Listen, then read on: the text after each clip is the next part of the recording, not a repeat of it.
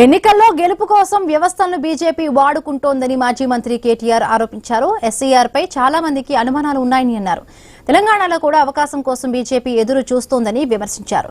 బీహార్, బెంగాల్లో పెద్ద ఎత్తున ఓట్లు గల్లంతయ్యాయని తెలిపారు. బీజేపీకి ఓటు వేయరని, ముస్లిం, క్రిస్టియన్ ఓట్లు తొలగించే కుట్ర జరిగే అవకాశం ఉందన్నారు.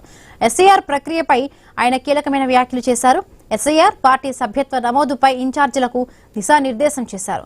బీజేపీ, కాంగ్రెస్ కుట్రపూరితంగా ఓట్లను తొలగించకుండా క్షేత్రస్థాయిలో జాగ్రత్తగా వహించాలని తెలిపారు. ఓటర్ల జాబితాలో దొంగ ఓట్లు, డబుల్ ఓట్లు నమోదు కాకుండా నిఘా పెట్టారని సూచించారు. కార్పొరేటర్ ఆశావహులు క్షేత్రస్థాయిలో నిరంతరం ప్రజల్లో ఉంటూ కాంగ్రెస్, బీజేపీ ప్రజా వ్యతిరేక విధానాలను ఎండగట్టాలని కేటీఆర్ పిలుపునిచ్చారు.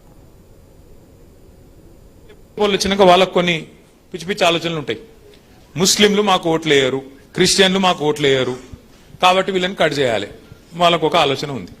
దాంతోనేమైంది, బీహార్లో గడబడైంది, ఆడ మన వెస్ట్ బెంగాల్లో గడబడైంది. ఎందుకు గడబడైంది? మాకు ఓటు హక్కు ఉండగా, నా దగ్గర అన్ని కాయిదాలు ఉండగా కట్ చేస్తున్నారు వీళ్ళు.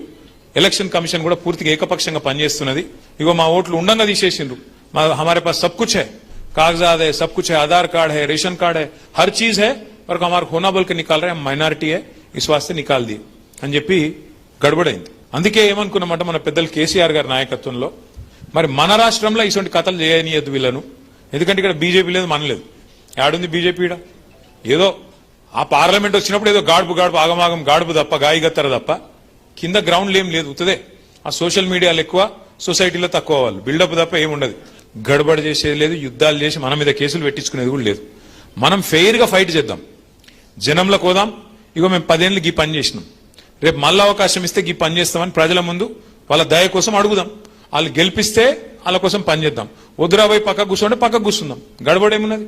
అంతేగాని దొంగ ఓట్లు వేయించుకున్నాడు, దొంగ ఓట్లు రాయించుకున్నాడు, మళ్ళీ వాటిని గుద్దుడు, ఎందుకు ఆ టెన్షన్ అంత ఎందుకు మనకు?